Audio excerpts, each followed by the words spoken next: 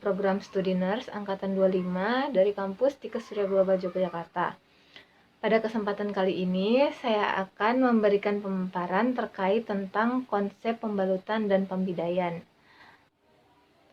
Pertama-tama, saya akan menjelaskan terkait konsep pembalutan, di mana pembalutan itu sendiri adalah suatu tindakan yang digunakan untuk membalut luka atau menutupi luka dengan kain ataupun kasa steril atau bersih. Nah, pembalutan di sini bertujuan untuk menghentikan perdarahan dan menutup luka yang terbuka agar tidak kontak langsung dengan lingkungan luar sehingga tidak terjadi infeksi pada luka. Adapun prinsip pembalutan yaitu pembalutan dilakukan harus secara cepat dan tepat agar darah tidak keluar terlalu banyak dari dalam tubuh, serta pembalutan dilakukan tidak boleh terlalu kencang dan juga terlalu longgar, dikarenakan jika terlalu kencang akan menghambat peredaran darah. Terus ada jenis pembalut, dimana yang pertama yaitu pembalut cepat, dimana yang bisa digunakan secara cepat dan bisa langsung dipasang. Contohnya seperti ini. Nah, yang kedua ada pembalut segitiga yang biasa disebut dengan mitela, yang ukurannya itu 125 cm dan tingginya 50 cm. Mitela ini dapat dilipat-lipat sesuai dengan kebutuhan. Contohnya gambarnya seperti ini. Yang terakhir yaitu adalah pembalut gulung yang mempunyai berbagai macam ukuran. Contoh pembalut gulung itu seperti ini. Nah, selanjutnya ada komplikasi pembalutan. Saat dilakukan pembalutan dapat terjadi infeksi pada luka tersebut dikarenakan pembalutnya itu kotor atau tidak steril seperti itu, atau pembalutnya yang jarang diganti. Ada juga jika pembalutan terlalu kencang, maka akan membuat aliran darah itu terhambat sehingga menyebabkan kerusakan pada syaraf. Dan jika pembalutan itu terlalu longgar, maka akan mengakibatkan perdarahan yang berlebih dikarenakan tidak terjadi penekanan di situ, dan juga dapat mempermudah bakteri masuk ke dalam luka.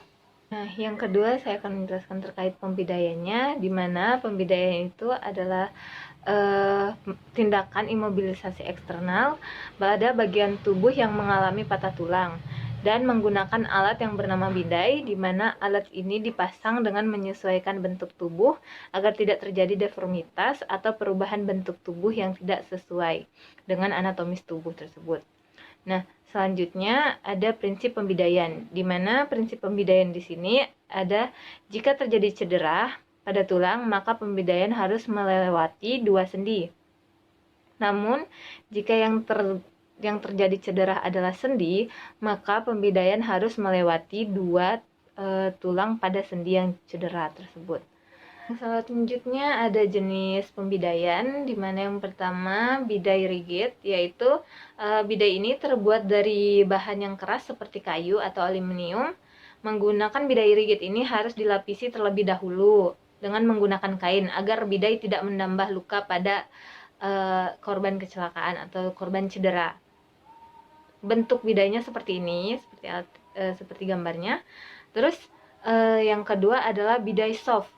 Bidai soft ini bidai yang terdiri dari bahan yang lunak, contohnya handuk, bantal atau selimut, atau lipatan-lipatan kain yang tebal seperti itu. Contohnya seperti ini. Yang ketiga yaitu bidai traksi, yaitu bidai yang digunakan untuk menstabilkan tulang yang patah. Jadi dia dieratkan seperti itu. Gambarnya seperti ini. Nah, terus ada komplikasi pembidaian. Di sini komplikasi pembidaian yaitu luka tekan yang dapat mengakibatkan adanya ulkus pada bagian cedera dan anoreksia jaringan. Biasanya berada pada lokasi punggung, kaki, tumit, atau permukaan patella seperti itu. Yang ketiga, indikasi balut bidai. Yang pertama itu adanya fraktur baik terbuka maupun tertutup. Yang kedua, adanya kecurigaan ada fraktur pada bagian tubuh tertentu. Yang ketiga, dislokasi persendian. Yang keempat, ada pasien yang tidak mampu menggerakkan ekstremitas bagian atas maupun bagian bawah yang cedera. Yang kelima, yaitu posisi ekstremitas yang abnormal atau tidak sesuai dengan bentuk tubuhnya. Yang keenam, nyeri gerak dan pasif dalam bergerak. Yang ketujuh, pasien merasakan sensasi seperti tertusuk jeruji ketika menggerakkan ekstremitas yang bawah maupun yang atas. Bisa terjadi perdarahan maupun tidak. Dan yang kedelapan, hilangnya denyut nadi atau perabaan dikarenakan kram atau dislokasi pada bagian tubuh tertentu. Yang kesembilan adalah kram otot di sekitar lokasi cedera. Nah, di sini ada prinsip balut bidainya, di mana kita mempersiapkan alat dan bahannya, balut dan bidai. Kemudian tak lupa kita mencuci tangan. Terus jelaskan kepada pasien tindakan apa yang akan dilakukan dan periksa bagian tubuh pasien yang mengalami cedera atau yang akan dibidai. Selanjutnya, gunakan bidai yang telah dibalut dengan pembalut atau kain dan kasa, serta lakukan pembidaian melalui 2 sendi. Pembalut atau kain atau kasa itu harus cukup jumlahnya. Dimulai dari bagian atas terlebih dahulu.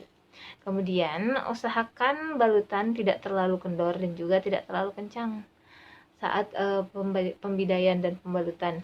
Kemudian, setelah selesai, rapikan alat dan tak lupa mencuci tangan. Di sini ada contoh pembalutan bidai pada betis. Dimana yang pertama-tama kita menyiapkan alat dan bahannya. Yang kedua, memastikan tangan kita bersih atau mencuci tangan terlebih dahulu. Selanjutnya, apabila penderita mengalami fraktur terbuka, maka kita harus menghentikan perdarahannya terlebih dahulu dengan menggunakan bidai, dengan menggunakan balut kasa maupun kain yang bersih.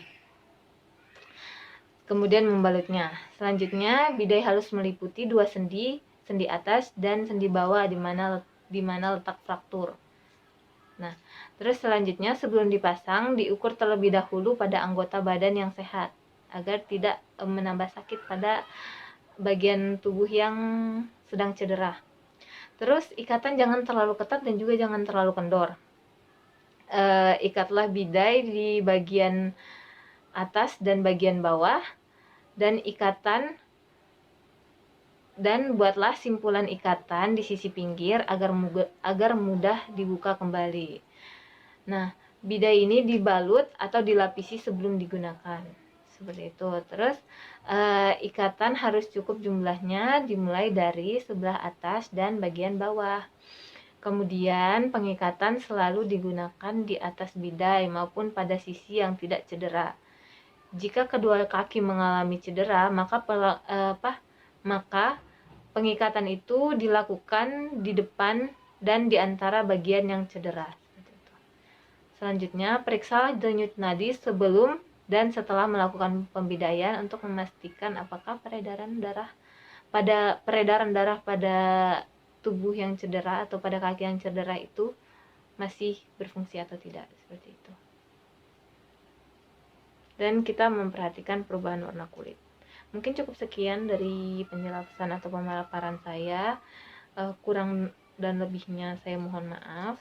Terima kasih sudah menonton video ini. Wassalamualaikum warahmatullahi wabarakatuh.